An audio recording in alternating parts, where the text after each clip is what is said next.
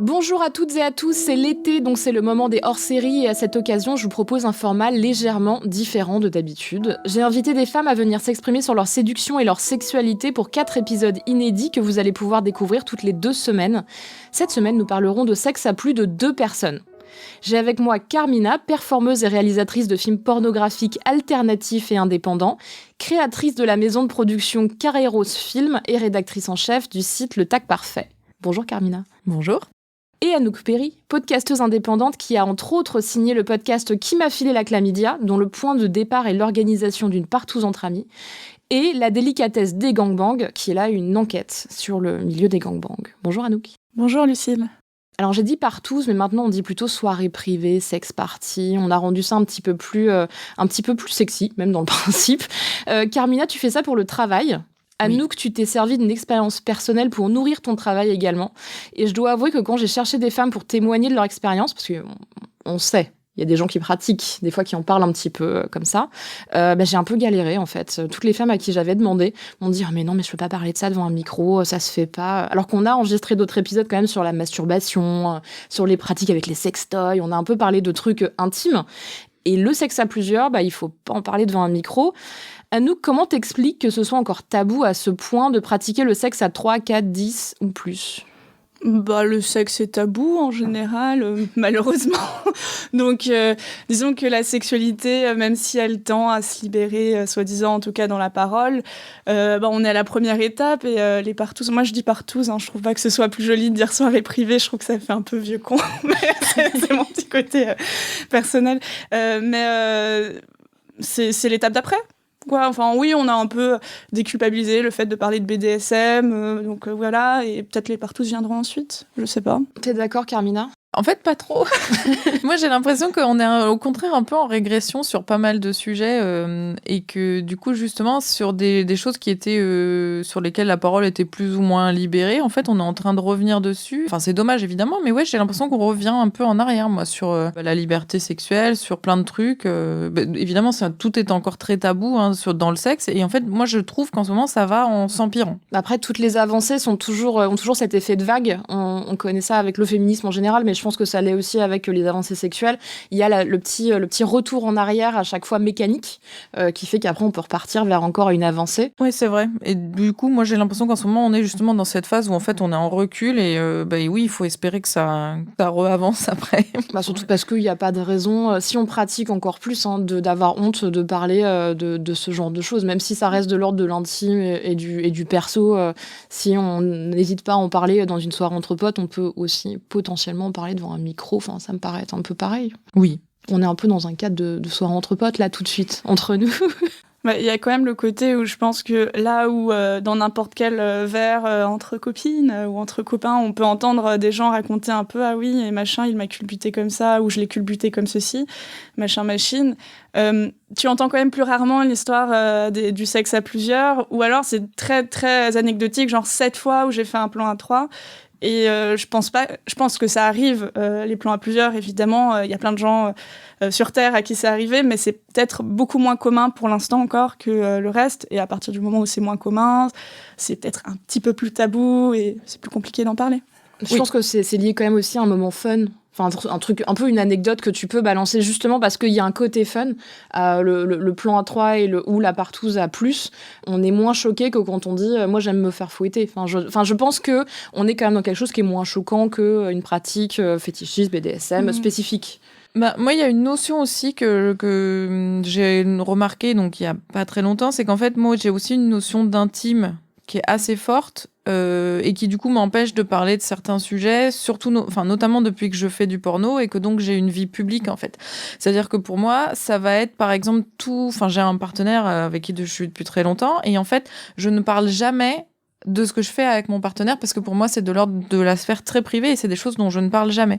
Donc si ça va m'arriver de faire je sais pas un plan à 3 avec d'autres gens que mon partenaire ou une sex party ou un tournage avec plein de personnes, ça va pas me déranger du tout d'en parler, mais par contre les choses que j'ai fait avec mon partenaire en fait je n'ai pas envie d'en parler en privé parce que comme en fait ma vie publique, tout est dans la sexualité. En fait, moi, ça fait 8 ans, je ne bossais que sur le sexe, la pornographie, etc.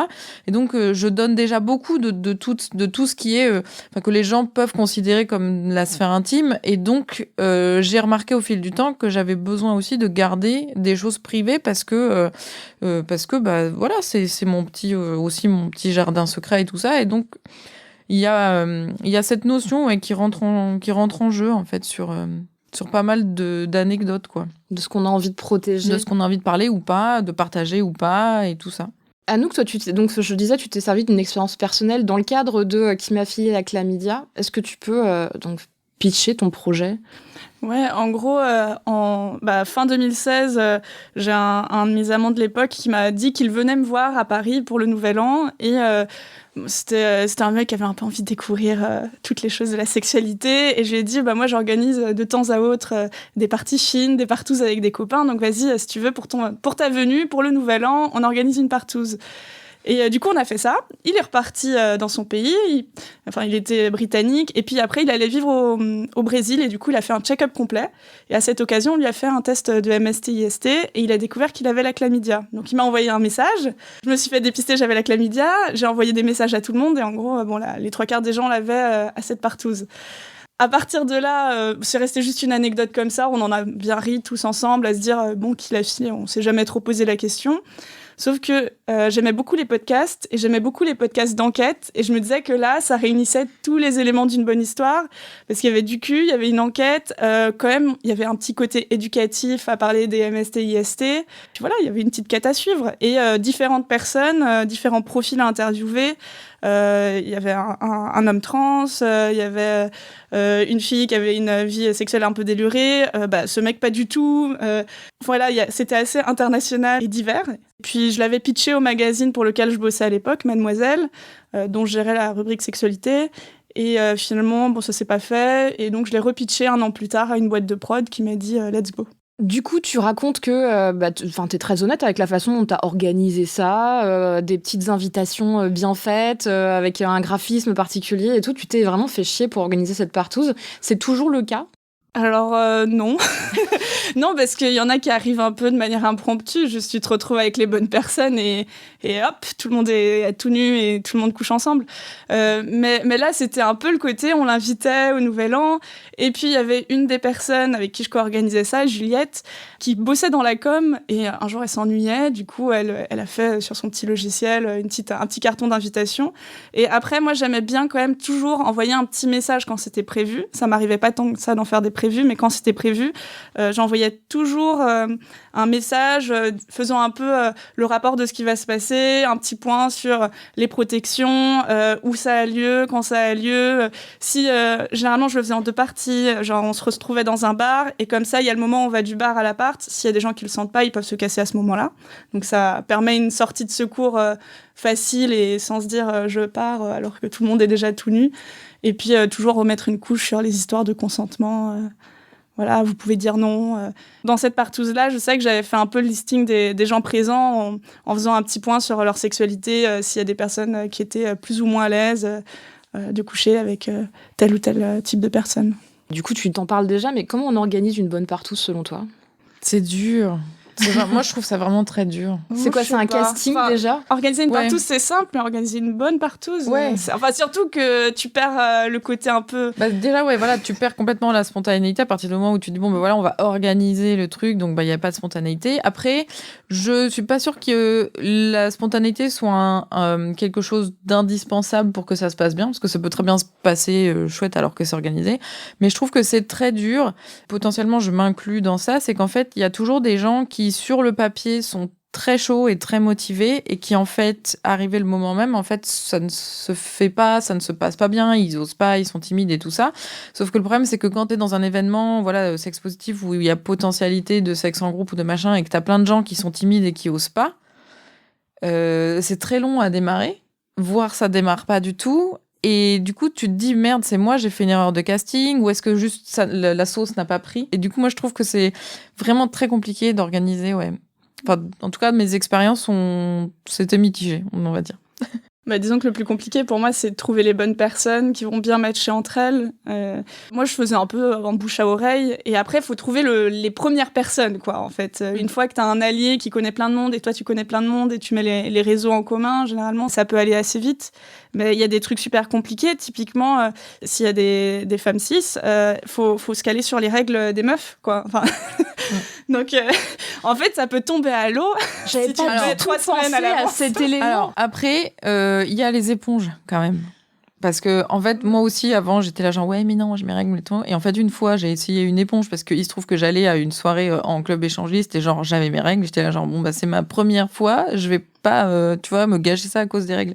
Donc, j'ai essayé les éponges pour la première fois. Et vraiment, c'est mortel. Donc, pour les personnes qui ne connaissent pas ou qui n'ont pas essayé les éponges, franchement, allez-y, ça marche très, très bien. C'est des petites éponges que vous mettez donc au fond du vagin et qui vont en fait retenir le sang, mais qui vous permettent d'avoir des rapports sexuels, ce qui n'est pas le cas avec un tampon, par exemple. Et du coup, qui vont bien retenir le sang, qui permettent de quand même lubrifier, mouiller, etc. Et ça te sauve une partouze comme à rien, quoi, vraiment. Alors moi, j'ai une expérience plutôt mitigée de l'éponge parce que je voulais essayer après avoir vu sur Twitter qu'il y a beaucoup de travailleuses du sexe qui validaient de ouf l'éponge pour pouvoir continuer à bosser, en fait, tout simplement. Absolument. Et j'en ai commandé sur Internet. Et malheureusement, après le sexe, l'éponge était un peu loin. Et j'ai un peu galéré à la sortir. Alors, mon pro-tip, là, pour le coup, vraiment pro-tip, parce que les fois où j'ai eu... là, par exemple, dimanche, j'étais en tournage, j'étais en fin de règle, donc j'ai utilisé une éponge, parce que, pareil, en fait, en tournage, tu vas pas dire à la prod, décaler le tournage, parce que j'ai mes règles, donc non. Donc, justement, effectivement, quand t'es travailleuse du sexe, t'es obligée de trouver des solutions. Et donc, mon pro-tip, en fait, c'est... Donc, les éponges, en fait, ça se présente sous forme de triangle, avec une petite encoche que tu vas utiliser pour pour mettre tes doigts dedans, pour la retirer. C'est-à-dire, tu vas mettre tes doigts dans ton vagin, tu vas choper l'encoche pour tirer l'éponge vers le bas et pour l'enlever. Donc mon pro-tip, c'est en fait avant d'insérer l'éponge, de tester la manière dont tu te vois l'enlever ou dont tu vas l'enlever. C'est-à-dire que tu t'accroupis et tu dis voilà, pour l'enlever, je vais faire ce geste. Et donc tu prends l'éponge, tu fais ce geste et donc tu l'enfonces en ayant déjà en tête le geste et la position dans laquelle tu vas le faire.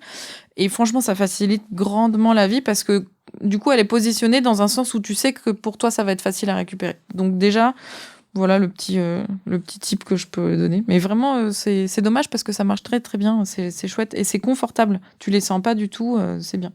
T'as déjà essayé, Anouk ? Non, parce que j'ai une amie qui a fini aux urgences. Donc, à cause de l'éponge, en voulant la retirer et réussissant pas, et j'avais une connaissance travailleuse du sexe qui me disait oui, je suis allée 2 fois aux urgences pour les enlever, mais t'inquiète pas, ils te l'enlèvent en 2 secondes. Et j'étais en mode, mais est-ce que j'ai que ça à faire parce que j'ai envie de faire des galipettes, sachant que pour moi, en plus, c'est même pas un boulot, donc c'est vraiment pour le fun de prendre ce risque. Donc ça me fait trop peur. Mais merci pour le tips. Non, en vrai, ça marche bien. En fait, c'est terrible, c'est que tu vois, moi, par exemple, j'utilise pas de cup parce que j'arrive pas du tout à les mettre ou à les enlever, alors que j'ai toutes mes potes qui disent, franchement, c'est hyper facile, tout machin, donc je comprends. Mais en fait, non, il s'agit vraiment de connaître son vagin, mais du coup, moi, je sais qu'en tant que personne qui, bizarrement, connaissait très mal son vagin, ça m'a aussi beaucoup aidé à découvrir, en fait, la manière dont ça fonctionne un vagin. C'est-à-dire que pour t'aider à mettre et à enlever l'éponge, il faut pousser pour que ton col soit plus près et que ce soit plus facile à positionner. Et du coup, rien que ça, c'était une gymnastique que j'avais pas l'habitude de faire. Et en fait, là, pareil, pour l'enlever, elle était un peu enfoncée parce que, du coup, normal, elle était un peu loin. Mais en fait, juste, tu pousses un peu avec le vagin et vu que ton éponge, elle est bien positionnée, ça se fait assez bien. Moi, j'ai demandé à mon partenaire sexuel de un peu clôturer le truc. C'était beaucoup moins sexy, mais au bout de 10 minutes à galérer toute seule avec mes mains trop petites, j'ai dit, écoute, désolé, mais tu vas le faire. C'est une histoire de taille de main aussi, ou de longueur de vagin. Je sais qu'on n'a pas toutes les mêmes longueurs. Non, alors, en soi. impossible parce que... Alors, moi, j'ai le vagin très, très profond et j'ai des petits doigts. Donc, ce n'est pas une histoire de longueur de vagin. Elles sont donc en train de regarder leurs mains sur la table d'enregistrement. J'ai des petits doigts, ils sont vraiment pas très longs et j'ai un vagin très profond, donc non.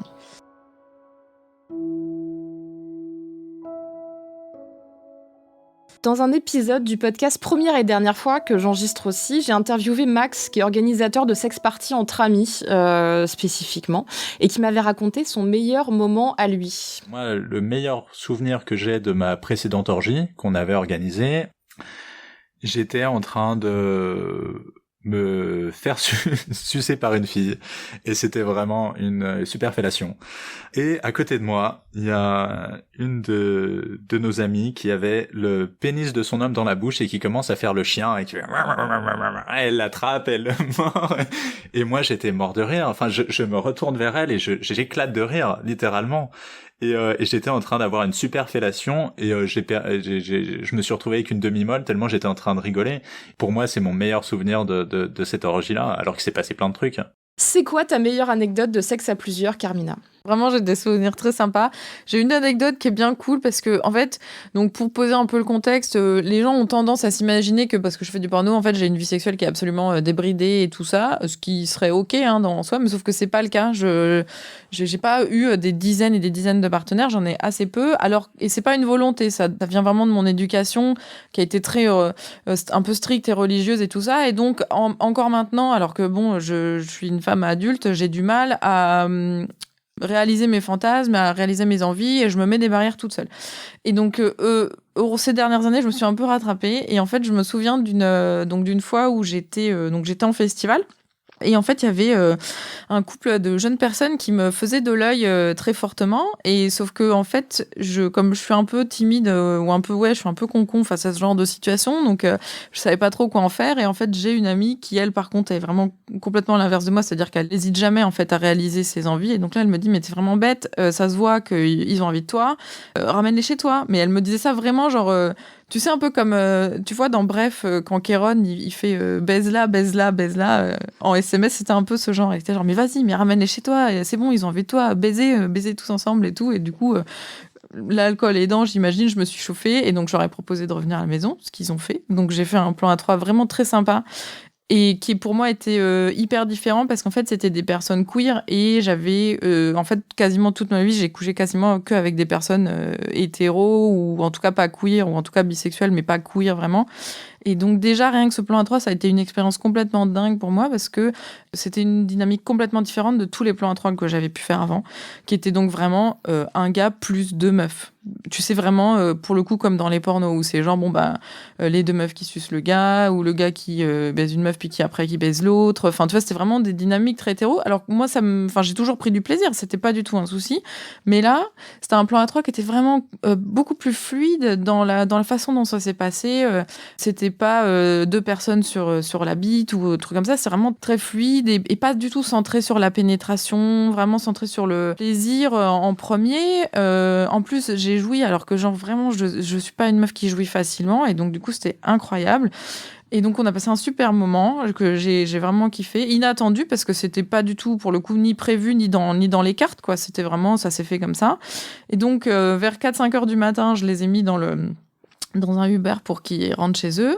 Et en fait, le lendemain matin, j'avais rendez-vous déjà, c'était prévu avant avec un autre couple d'amis, où là, je savais que c'était plus prévu pour baiser. Et donc, dans l'espace de moins de 12 heures, j'ai fait 2 plans à 3. En fait, j'étais hyper contente à la fin parce que moi qui avais du mal à me laisser aller et à faire ce que j'ai envie de faire, en fait, à la fin, j'étais là genre, waouh. T'es trop badass comme J'étais là, meuf. mais c'était vraiment ça. Tu t'es fait des high five mentaux. Mais c'était ça, j'étais méga fière. En moins de 12 heures, j'ai fait 2 plans à 3 avec du coup 4 personnes différentes. Et en plus, c'était 2 dynamiques complètement différentes à chaque fois. Et du coup, c'est vraiment une de mes anecdotes où je me dis genre, tu vois, des fois, tu fais quand même des trucs un peu cool et tu vois, à chaque fois, ça me fait plaisir d'y repenser. Ça se voit sur ton visage, T'as je vu, te cache pas. Non, mais ouais, Elle est trop belle cette histoire. C'était vraiment chouette. Et tu vois, c'est ce qu'on disait tout à l'heure, c'est que ça montre bien que ça peut être cool quand c'est spontané. Et l'autre qui était du coup plutôt prévu, c'était aussi très cool. Et la spontanéité n'est pas forcément un facteur de réussite dans le sexe en groupe, quoi. Puis surtout, c'est un truc qu'on imagine qui est un peu fantasmagorique. Tu te dis, oui, à un moment, quelqu'un va lancer un truc. Et en fait, moi, j'ai jamais vécu ce moment où les choses se passent de nulle part. Enfin, moi, j'ai peut-être pas les bons potes, hein, je sais pas, mais j'ai jamais Ça vécu. dépend des milieux, en fait, je pense. Mais c'est dans des milieux très spécifiques où ça peut arriver. C'est jamais arrivé chez ma pote catho, tu vois. Non, mais vraiment, je veux dire, et ça arrivera jamais, et c'est pas grave. Je vais pas l'avoir pour ça. Non, mais j'imagine, mais c'est vrai que, ouais, non, moi, j'ai jamais eu ce cas-là. Après, je me dis qu'effectivement, tu dois t'en rappeler un peu toute ta vie, de ce moment magique où tout le monde est sur la même longueur d'onde, a envie, et se lâche un peu au fur et à mesure comme ça. C'est un truc que j'ai jamais vécu. Et je me dis que la maturité aidant, l'âge aidant, faut peut-être arrêter d'attendre des trucs aussi qui peuvent ne pas se passer toute ta vie. C'est pas grave, quoi. Faut pas fantasmer des trucs. Mais je pense que le truc à retenir de ton histoire, c'est que parfois, faut un peu y aller, quoi. Et moi, je sais que j'avais très, très envie de tester les sex parties, les partous très jeunes, genre à 18-19 ans.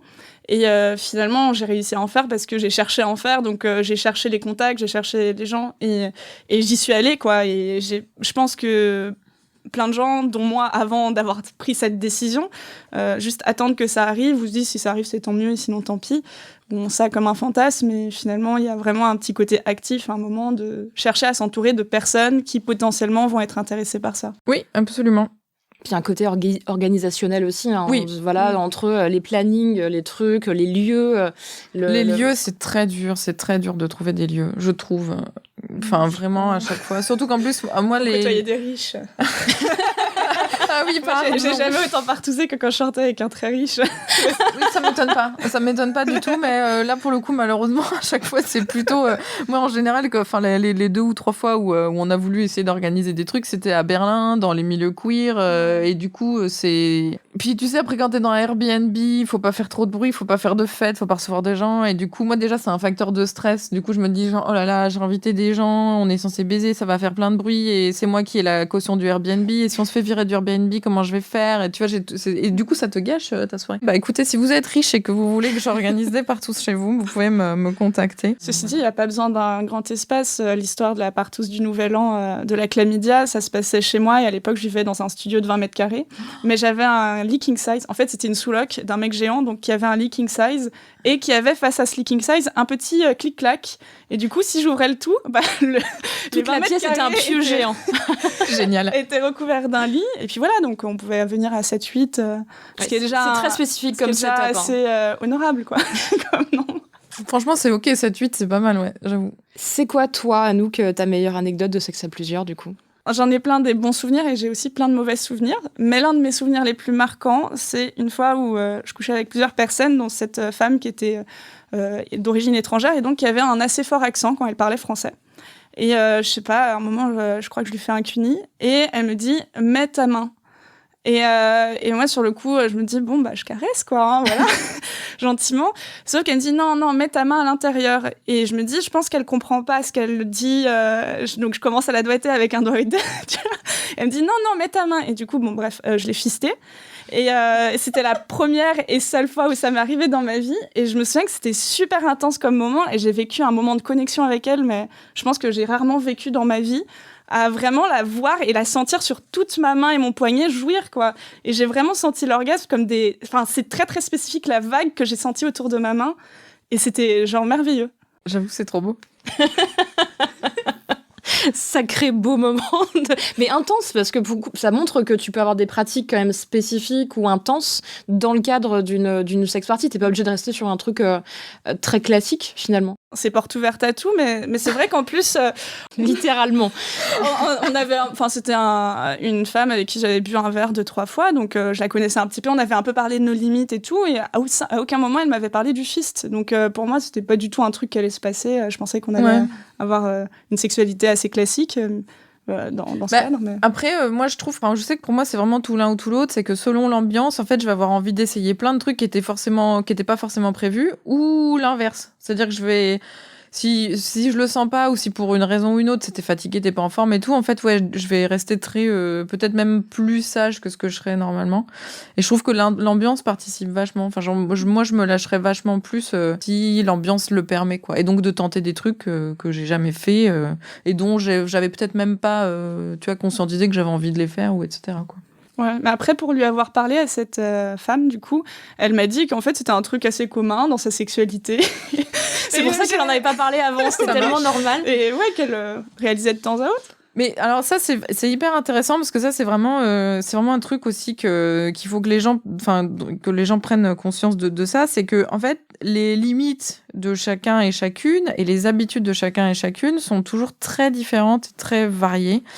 Et du coup, quand on parle des limites et du consentement, il faut essayer de se rendre compte un peu de qui on a en face et de quelle jauge, en fait, enfin, que la jauge de la personne qui est en face, ça va pas du tout être la même que nous. C'est-à-dire que, par exemple, moi, je sais que le sexe, pour moi, c'est OK de mettre des fessées, c'est OK de mettre des gifles, alors que j'ai des amis. Pour elle, c'est une hard limite, alors que pour moi, c'est un truc qui est, voilà, c'est classique, assez banal. Et là, tu me dis, pour elle, le fist, c'était banal. Moi, j'ai jamais essayé le fist, j'ai jamais fait, et je pense que j'ai pas du tout envie d'essayer, que ça me fait un peu peur. Et donc, pensez bien aussi, quand vous parlez avec les gens, à vous dire que, en fait, vos limites peuvent être à 1000 lieues des leurs, et un truc que vous pouvez considérer banal, pour les personnes, ça va être impossible, et vice-versa. Donc, et du coup, voilà, on se retrouve à fister des gens alors que pour eux c'était normal, tu vois. Donc c'était un dimanche soir ordinaire. Hein. Ouais, voilà.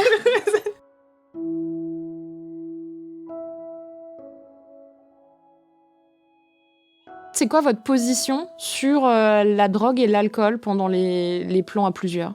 Moi, en fait, je pense que c'est à chacun de savoir en fait où sont ses limites personnelles de consentement. Enfin, je veux dire, à partir de quel moment ton consentement personnel va être altéré, si t'es sous substance ou si t'es sous alcool, et est-ce que t'es OK avec ça ou pas. Mais par exemple, moi, j'ai jamais pris de drogue du tout de ma vie, rien. J'ai jamais rien essayé, et donc je ne connais pas les drogues, je ne sais pas quel effet ça fait, et donc je suis en général assez mal à l'aise avec des personnes qui ont pris de la drogue parce que je ne sais pas en fait si leur consentement est là, il est pas là, s'ils sont OK, s'ils sont pas OK, ou s'ils sont excités juste parce que c'est les drogues, et du coup moi ça me met assez mal à l'aise. Cependant, étant donné que la plupart du temps où j'ai fait des trucs en groupe, et c'était à Berlin, et donc à Berlin, et quand même pas, les gens prennent quand même pas mal de drogue, et donc du coup je sais qu'il y a des personnes qui étaient sous drogue quand on a eu des rapports, et bon, ça s'est bien passé, mais moi personnellement ça me met, enfin c'est pas que ça me met mal à l'aise, c'est que du coup je suis un peu paumée, je sais pas comment réagir. Après, pour l'alcool, moi je bois souvent en plus, donc ça va, enfin je veux dire, en soirée, si c'est un truc qui se passe en soirée, il y a genre vraiment très peu de chances que j'ai pas bu d'alcool, mais je sais que en fait mon consentement sera pas altéré jusqu'à vraiment avoir bu énormément d'alcool, parce que je tiens bien l'alcool, et donc tu vois, je sais que dans ma tête, si j'ai bu 2 bières, 3 bières, 4 bières, même 5, en fait ça va, enfin je suis consciente, je sais ce qui se passe et tout ça, et donc ça va, l'alcool, ça me dérange moins, alors que bizarrement, je pense que en fait c'est l'inverse qui serait plus logique, parce que on m'a toujours dit que, peut-être tu pourrais confirmer, qu'en fait quand t'es sous drogue, en fait ton jugement est pas altéré, alors que avec l'alcool ça peut venir assez vite en fait. Après, ça dépend de quelle drogue, parce qu'évidemment, enfin, le LSD et la cocaïne n'ont pas grand-chose à voir, mais oui. Oui. Non, en fait, de toute façon, l'alcool, il y a 2 choses. Il y a le consentement, qui est évidemment primordial, mais de manière plus anecdotique, c'est quand même pourri pour les érections. Les personnes qui ont des bites qui n'arrivent pas à bander, si elles paniquent en se disant « Oh mon Dieu, tout le monde va se foutre de moi », ça peut rapidement créer une ambiance un peu nulle, parce que en soi, tout le monde s'en fout, hein, ça arrive toujours. Qu'il y ait une personne qui n'arrive pas à bander ou qui n'ait pas trop envie sur le coup, voilà. Mais elle peut très très mal le vivre soudainement, parce qu'elle n'a pas réussi à avoir l'érection virile qui était attendue.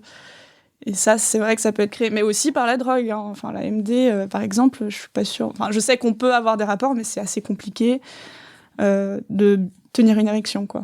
Moi, je sais que je suis un peu comme toi, Carmina, un peu team alcool là-dessus. Et c'est vrai que c'est rare, même quand tu rencontres les personnes dans un café, dans un bar avant, pour décider du reste de la soirée.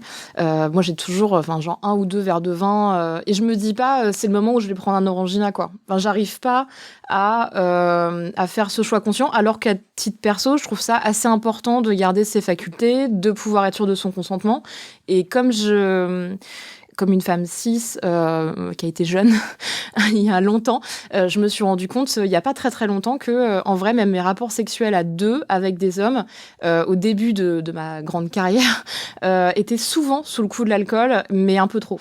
Et donc aujourd'hui, j'ai une tendance à me dire que c'était une mauvaise chose, qu'il faut faire plus attention, que après je me connais mieux et j'ai plus d'expérience et je sais qu'à sous une certaine limite, je vais pas altérer mon jugement, mais je me rends compte quand même que j'ai probablement fait des trucs que j'aurais pas fait de façon naturelle ou pas comme ça, sans l'alcool quand j'avais 20 ans, 25 ans.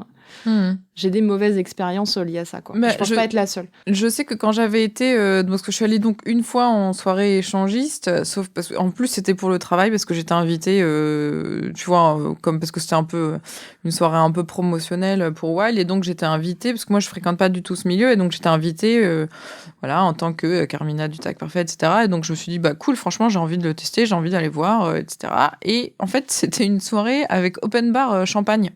Et du coup, dans ma tête, je me disais quand même, c'est ouf parce que open bar champagne, alors que tout le monde va baiser, moi, dans ma tête, je me disais, enfin, pour moi, c'était pas hyper compatible. Et effectivement, il y avait beaucoup de personnes en état d'ébriété assez avancé. Et je sais que moi, à un moment, je me suis quand même posé la question, parce que, genre, à un moment, j'ai vu une femme qui était vraiment très, très, très saoule, qui était en train de baiser avec des hommes. Elle était très active dans le rapport, c'est-à-dire que c'était pas du tout les deux hommes qui étaient en train de profiter d'elle, etc., parce qu'elle était vraiment absolument dans le truc, mais en même temps, elle était vraiment très saoule. Et du coup, il y a quand même eu ce moment où je me suis dit, ouais, c'est pas ouf. Et du coup, c'est pour ça que moi je dis qu'il faut que chacun aussi sache, ou alors, par exemple, si vous allez en sex party avec un pote ou une pote, ben, checkez-vous, tu vois. Checkez-vous, genre, tu dis à ton pote, bon bah voilà, si tu vois que je commence à être un peu sous, j'en sais rien, viens me voir, ou si tu vois que j'ai bu deux, trois bières, bah fais-moi signe, fais-moi penser de ralentir ou machin, donc checkez-vous ensemble, ça peut aussi être possible, quoi. Et boire des verres d'eau, faire un peu attention. Ouais, surtout c'est important ça, en plus les gens le font jamais, mais si vous buvez un verre d'alcool, buvez un verre d'eau tout de suite, la même quantité, c'est important. Tu parlais de cette soirée dans le cadre du libertinage, mais c'est une soirée spéciale, tu disais que c'était une soirée promotionnelle, il y avait beaucoup de monde, non? Ouais, c'était n'importe quoi, il y avait beaucoup trop de gens. Il me semble que j'avais lu les chiffres après sur le site, il me semble qu'en tout il y a 900 personnes qui sont venues à la soirée, parce que c'est dans une énorme discothèque, et il y avait les playrooms étaient immenses, donc je pense que à tout moment dans une playroom il y avait au moins 50 personnes, mais c'était vraiment chouette, c'était fascinant, bon, ça a donné des lieux à des trucs un peu cocasses, parce qu'en fait le DJ bon, bah, il passait des trucs un peu chelous, et je me souviens d'un moment où, en fait, donc j'étais venue accompagner, et en fait, à un moment, donc j'étais dans une des playrooms, et j'allais m'apprêter à baiser, tu vois, avec la personne, et en fait, il y avait la musique de Pirates des Caraïbes. Du coup, j'y pense tout le temps, ça me fait extrêmement rire, parce que ouais, ça aussi c'est important. Pensez, quand vous faites une partouze, faites-vous une playlist partouze pour justement pas vous retrouver avec genre, tu vois, la musique de Pirates des Caraïbes qui arrive en shuffle, ou pire, hein, parce que ça pourrait être vraiment très très pire. Mais ouais, ça m'avait fait rire. Je sais qu'à un moment il y avait même eu le Roi Lion et tout ça, tu vois, genre c'est l'histoire de la vie alors que t'es en train de baiser, t'es là, mais qu'est-ce qui se passe? C'était un DJ de mariage. C'était très C'est bizarre. toujours ça dans les clubs libertins, j'ai l'impression. Enfin, moi, pour en avoir un peu fréquenté un temps, il y avait vraiment de la musique de merde. Ouais. Dans les clubs libertins classiques. Après, il y a les soirées un peu alternatives et compagnie, mais maintenant, où c'est plus électro, ça se veut un peu berlinois. Mais dans les clubs classiques, les chandelles, blablabla, là, c'est vraiment... T'entends du Yannick Noah, du Willy Denzey. Jeanne Masse, tout ça. Voilà, et tu comprends pas. C'est un truc générationnel aussi, parce que le public des clubs libertins est aussi un peu plus âgé, avec une ambiance un peu festive, mais un peu à l'ancienne. Oui. Bah justement, fête de famille, mariage, tout ça. Oui. Moi, je sais que quand j'étais partie en reportage pour le lieu du sexe dans les clubs libertins, il y avait eu... Dans l'après-midi, le club était ouvert, il y avait du public, et c'était les chaînes de clips qui passaient pour faire la playlist. Donc, ce qui est dommage qu'aujourd'hui, il y a quand même moyen de faire des playlists avec des trucs gratuits qui fonctionnent bien. Et il y avait la publicité qui était intégrée. Et du coup, il y a un moment, dans l'après-midi, donc les gens étaient en serviette, machin, baisaient possiblement. Et il y avait une pub Chaussée aux moines qui est passée. Après, il y avait donc une chanson d'Angèle, les trucs vraiment du top 50. Et je me suis dit, mais quelle ambiance chelou. Oui. Ça fait quoi, ça crée. Oui, c'est pour ça vraiment. Faites-vous des playlists pour vous faire vos ambiances, quoi. Enfin, vraiment, je pense que c'est hyper important parce que ça participe complètement au truc. Enfin, en plus, chez moi, je sais que la musique c'est toujours hyper important.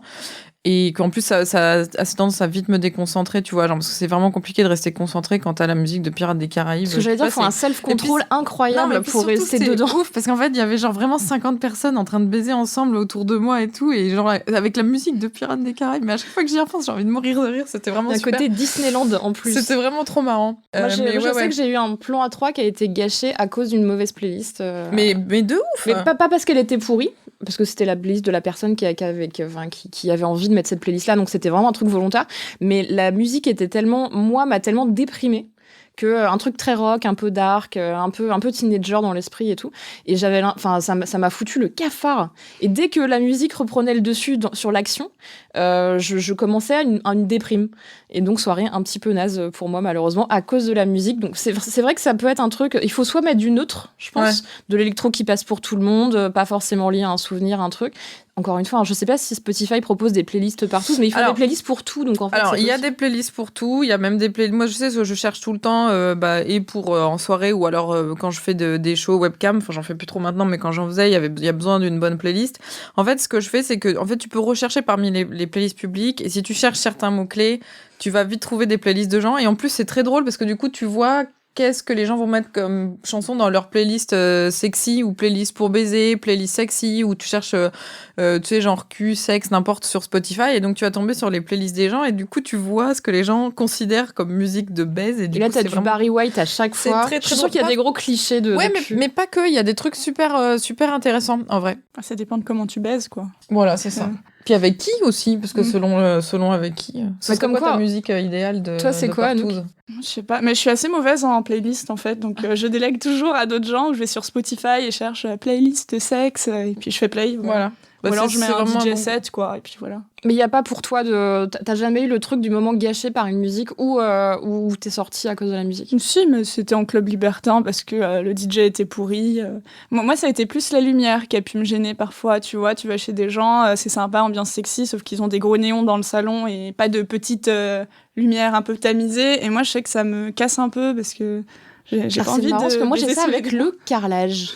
Et le carrelage, ça fait pas une ambiance moi, sexy, je trouve que le côté salon de gens, de personnes, c'est pareil. En fait, il faut créer. Je crois que c'est Max en parlait dans la dernière fois aussi. Je crois que c'est lui qui en a parlé de créer cette ambiance de soirée sexe qui va avec, toi, tu disais, pour le cadre de la soirée de Nouvel An, faire un lit sur toute la pièce, mettre des draps, des trucs, des textures agréables, des coussins peut-être, réfléchir à sa déco. Et quand tu accueilles les gens comme une soirée apéro normale avec ton carrelage beige au sol, ta lumière classique hyper néon ou hyper moche. Et qu'il n'y a pas de musique. T'as pas envie de baiser. Voilà, donc à un moment, faut vraiment se mettre dedans, quoi. Ouais, du coup, s'il y a des conseils, je pense, à retenir, c'est ça. C'est qu'il faut... En fait, le truc, c'est qu'il faut créer l'ambiance, quoi. Il faut des coussins, il faut qu'il y ait toutes les fournitures pour le safe sex, il faut une petite musique, des lumières tamisées. Et moi, mon conseil, c'est idéalement, parce que toi, tu vois, dans le cadre d'un studio, c'est pas possible,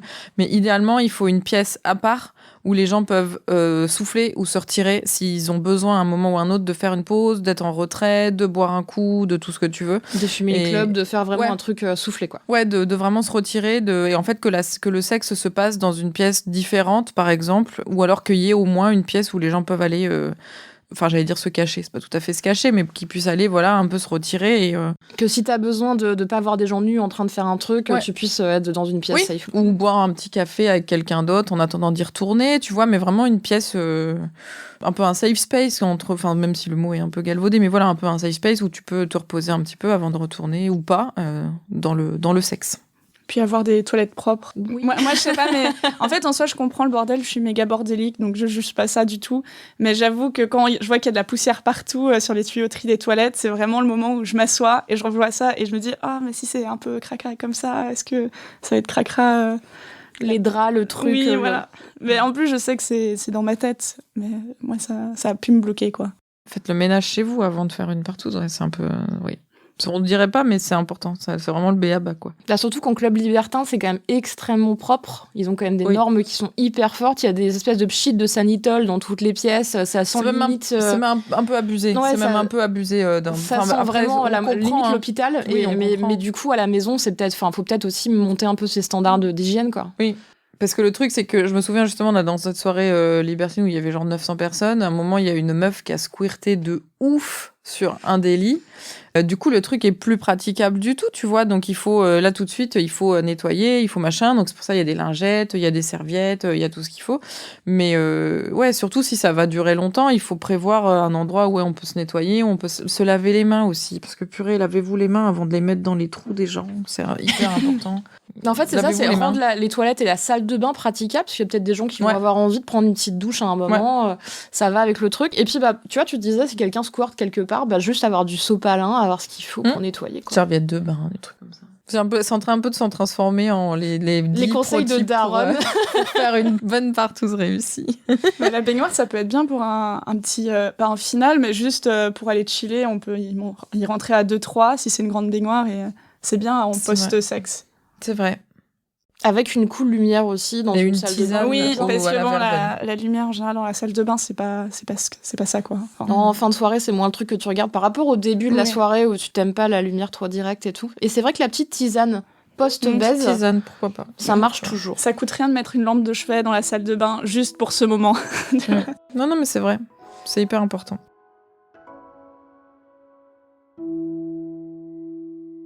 On l'a un peu abordé déjà, mais tu parlais de souvenirs galères, Anouk. Je sens que tu avais un truc à nous raconter. Tu peux partager avec nous tes souvenirs galères de partouze. Bah après, il y a eu plein de fois où ça s'est passé juste moyennement parce qu'on y va plus pour l'idée de le faire et puis finalement c'est pas ouf. Mais une de mes grosses galères, c'était un plan à 5 où il y avait un couple et 2 qui se tournaient autour, quoi, en gros. On a fait ça chez moi, donc en plus c'était chez moi où j'habitais dans un studio, donc aucun moyen de sortir de chez moi si ça se passait mal.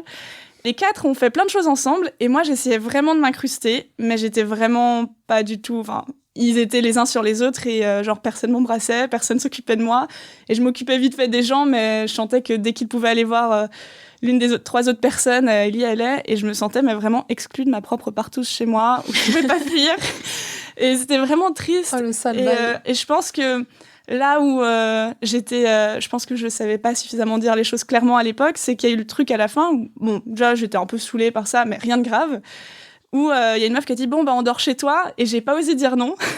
Et du coup en plus ils ont dormi chez moi et je me suis réveillée, j'avais grave envie de faire caca à 9h du mat, ils dormaient tous et j'en pouvais plus quoi de cette histoire. C'était pourri du début à la fin. Ouais, voilà. Mais ça fait partie des règles de départ, quoi. Ça va un peu avec les codes de consentement de dire je fais ça, je fais pas ça. Bah, tu peux dire en fait je veux personne chez moi le soir, ou je dors pas avec les gens, ou je veux bien qu'à la fin on split. C'est pas évident que les gens dorment tous ensemble après une partouze, moi je trouve. Ah bah non. Dans un sens ou dans l'autre. oui, Il y a oui. des gens qui pensent que c'est évident qu'ils vont rester dormir et d'autres qui pensent Bah, que c'est pour ça évident que c'est qu'ils vont se important casser. d'en parler parce que. Oui, non, on nous est on pas avait tous fait, d'accord. j'avais fait à Berlin, j'avais organisé pour l'anniversaire d'une amie une soirée. En fait, c'était pas sex party ni partouze ni rien, c'était une soirée sex positive. C'est-à-dire qu'en fait, c'est une soirée où tu sais que tu as l'opportunité de coucher avec des gens, mais c'est pas le but premier de la soirée. Et en fait, moi, c'était clair et net que il y avait pas moyen de dormir sur place, et j'avais même prévenu qu'après 1h du matin, on pouvait plus arriver. En fait, donc il fallait arriver avant 1h du matin ou ne pas venir du tout. Parce que sinon, oui, après, tu te retrouves surtout dans des cadres comme ça. C'était en festival à Berlin en soirée. Et en plus, à Berlin, les soirées commencent toujours méga tard. Genre, les gens, ils pensent qu'arriver à 2h du mat, c'est normal. Et enfin, genre, en plus, moi, je suis trop une grand-mère. Donc, moi, à 2h du mat, genre, non, c'est pas l'heure de venir, c'est l'heure de partir. Donc, du coup, j'avais bien, tu vois, tu cadres, quoi. J'avais bien dit, voilà, c'est à tel endroit. On y a du voisinage, donc soyez discrets dans les halls, tout ça, machin. Et à partir de 1h du matin, c'est trop tard pour arriver. Et du coup, c'est ok, tu vois. Comme ça, les gens savent. Et tu mets quasiment une fin à la soirée, parce que tu dis, en gros, si tout le monde arrive avant 1h du matin, possiblement à 4-5h, tout le monde est Voilà. parti, quoi. C'était un peu l'idée. Je comprends tout à fait ce truc. Moi, c'est vrai que j'aime bien le côté, après, tu prends une douche, t'es tranquille, tu bois ta petite tisane tranquille. Voilà. Et tu débriefes avec toi-même. Et je trouve que, moi, j'aime bien ce côté-là, justement. En fait, il y a la sex party et il y a après. Enfin, où il y a le plan A3 et il y a après. Et j'aime bien quand ça s'arrête aussi, quoi. Ça te permet de mesurer si ça s'est bien passé, si tu te sens bien, si t'as kiffé. J'ai un truc de soirée aussi en général, c'est que même les soirées méga longues où les gens font la fête, parlent et tout machin, bah je crois que j'aime bien le moment après aussi. Genre il y a plus de bruit, t'arrêtes la playlist. On va parler plan A3 spécifiquement, parce que c'est aussi, moi je considère que c'est aussi dans le plan A plusieurs, hein, le plan A3. On dit souvent que c'est un peu surfait, on entend des gens dire oui c'est un fantasme, mais bon ça donne pas souvent grand chose. Moi j'entends souvent des gens un peu dire oui le plan A3 en fait, un peu j'ai fait, j'en survenues, quoi. Moi, j'ai quasiment que des bonnes expériences. Donc, je suis assez contente de mon palmarès sur le sujet. Puis j'aime bien, en fait. Je trouve ça chouette. Mais je pense que quand tu as les bons partenaires et que tu as choisi les bonnes personnes avec qui le faire, tu peux pas trop être déçu. Et puis, il faut échanger un petit peu en avance aussi. Et quand j'ai pensé à la question du plan A3, ça m'a fait penser à une scène dans la série I May Destroy You. Un personnage passe la soirée avec 2 hommes en Italie, convaincu que c'est totalement un signe du destin s'ils se sont retrouvés là, avoir envie de sexe ensemble. En gros, elle boit un verre avec un Italien qu'elle connaît pas du tout, c'est un peu chaud. Puis en plus, après, il va aux toilettes. Un autre cum arrive, c'est de nouveau un peu chaud. Puis après, les 2 mecs se regardent et font « Oui, faisons un plan A3 ». Et la meuf fait « Waouh, je suis trop une déglingo, je fais un plan A3 avec 2 mecs qui se connaissent pas ». Et puis en fait, après, elle découvre après la nuit que les mecs se connaissaient, que c'était un truc un peu organisé entre eux et qu'elle s'est un peu fait balader. Et elle le vit, en fait, à raison, comme vraiment une trahison. Et du coup, je pense que quand je pense à cette scène, je me dis, mais ça me fait vraiment penser à la question du consentement, mais vraiment 3000, parce que je suis même pas sûre que la meuf aurait été contre de le faire si elle avait su que les mecs se connaissaient. C'est juste qu'ils ont trouvé plus excitant de pas lui dire. C'est quoi votre position, vous, sur le plan A3 ? C'est des bonnes expériences, un 50-50, des mauvaises ? Moi, c'est mitigé. Il y a eu des très bonnes expériences et il y en a eu des assez mauvaises. Après, là, j'avoue que ça fait assez longtemps que j'en ai pas fait. Si beaucoup de gens s'en plaignent, c'est que finalement, c'est le modèle de plan à plusieurs le plus commun, quoi, qui arrive vraiment, qui peut un peu plus te tomber dessus par hasard que les autres plans à plusieurs où il faut peut-être un peu plus chercher à ce que ça t'arrive. Et à partir de là, il y a juste plein de gens qui, je suppose, n'aiment pas plus que ça les plans à plusieurs, quoi. Mais moi, je crois que c'est aussi lié aussi à des clichés. C'est que souvent, t'as vraiment ce truc de l'hétérosexualité du mec qui veut se retrouver avec 2 meufs. Le plan A3 est, je trouve, plus marqué sur ce que les gens... Enfin, tu sais plus ce que tu dois faire, pourquoi t'es là, sur qui fantasme le plus ce moment-là. Et on a souvent le truc du plan A3 de un mec, 2 meufs, plus que l'inverse, je crois. Moi, je trouve que c'est plus lourd et c'est plus porteur d'injonction, ce truc. À moins que tu arrives à t'en détacher, parce que du coup, j'ai la chance de pouvoir faire, mais je pense que c'est aussi parce que j'ai apprécié, découvert le plan A3 vraiment plus tard. Je pense que si j'avais commencé tôt, j'aurais fait de la merde, j'aurais pas géré bien les gens et tout. Enfin, moi, je trouve pas que c'est surfait. Au contraire, je trouve ça même plutôt bien. En plus, moi, je suis bisexuelle, donc si tu veux, le cadre du truc très hétéro fantasmé de un homme avec 2 meufs, moi, ça me convient très bien parce que du coup, comme ça, j'ai un mec et une meuf et donc je suis contente, tu vois.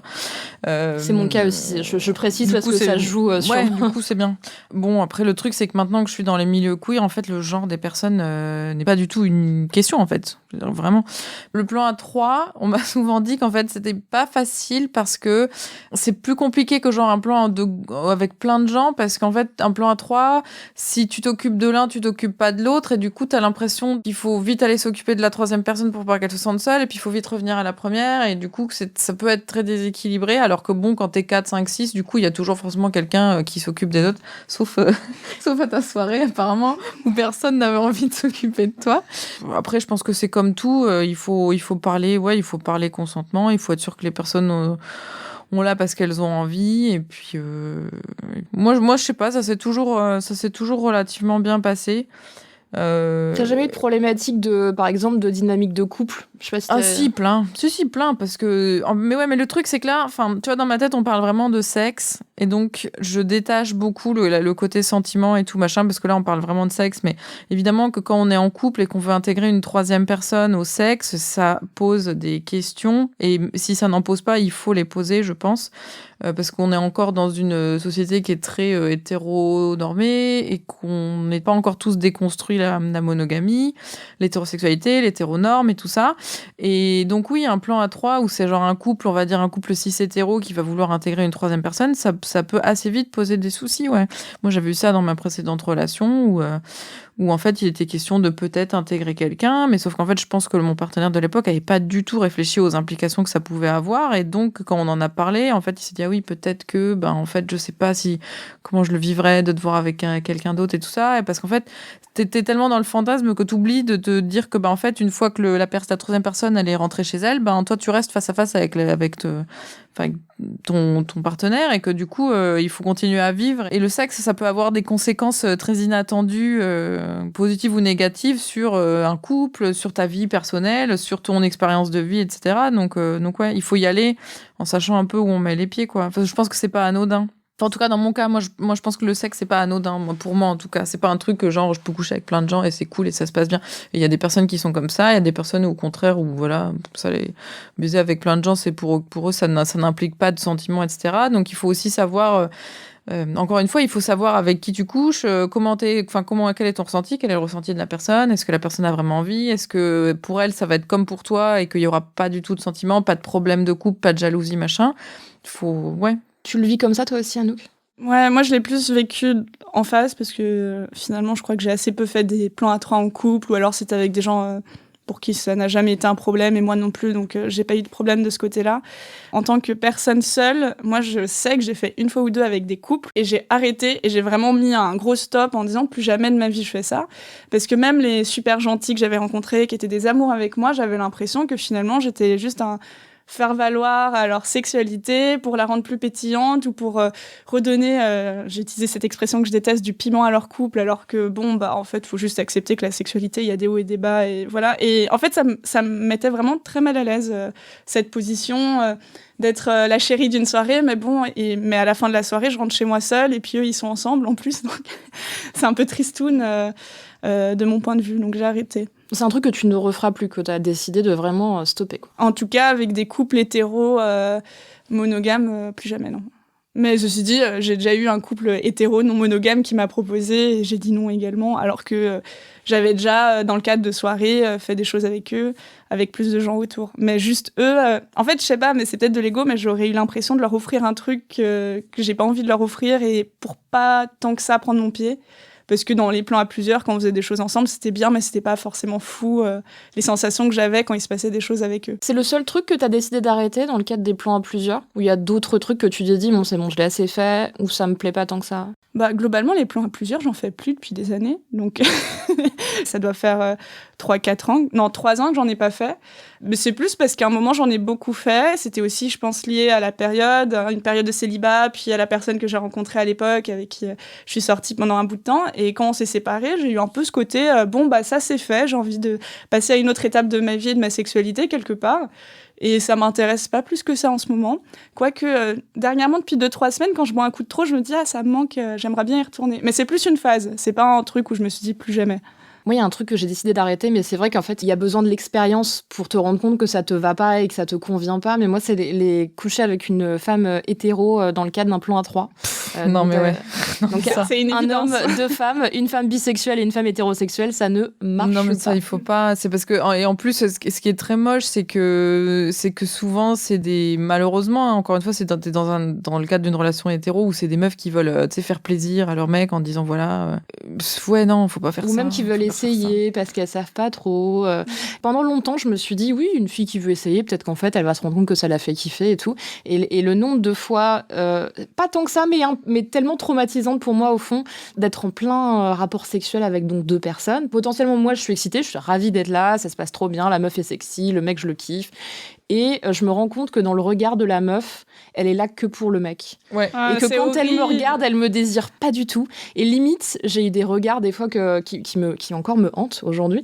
Elle regarde mon corps et elle se dit, je pense que je suis un peu mieux qu'elle. Oh non. C'est horrible. Mais est-ce que ça, c'est pas de la surinterprétation ? Je sais pas. En vrai, je pense qu'elle était tellement... Celle à laquelle je pense qu'elle est une fille charmante, je pense qu'elle était vraiment très hétéro à ce point-là, ouais. J'ai eu des petits regards où je me suis dit, toi, t'es en train de regarder si mon cul est mieux que le tien ou pas. Oui, mais tu sais, t'as aussi les trucs sur les sites échangistes où genre c'est pour échanger entre couples et où en fait, en gros, on t'explique que les meufs qui vont se toucher. Ouais, et ça, c'est un sujet. Tu fais un show lesbien. Ouais, voilà. Que genre les meufs peuvent s'embrasser, mais monsieur n'est pas bi, madame est bi, mais monsieur n'est pas bi, donc machin. Et en fait, en gros, t'es là, genre en fait, les meufs, oui, c'est ça, les meufs sont là pour faire un spectacle pour leurs 2 mecs. Et du coup, c'est pour être échangiste, mais en fait, t'as le droit d'échanger, mais pas vraiment. C'est aussi bizarre. Puis la fétichisation des femmes qui couchent ensemble est toujours assez gênante. Ouais, c'est nul. Et surtout, ces femmes, enfin, dans le cas du libertinage, c'est surtout le cas, enfin, c'est beaucoup le cas, mais on part du principe que les femmes peuvent coucher avec les autres femmes de fait. Enfin, genre que toutes les femmes, aiment ça et en ont envie. Et que les hommes, surtout pas. Non, surtout pas. On part du principe qu'ils ne seront surtout pas bi. Mais le rapport à la bisexualité est un peu fucké dans cette mentalité-là. Et quand t'es vraiment bi et te rendre compte de ça, c'est assez violent.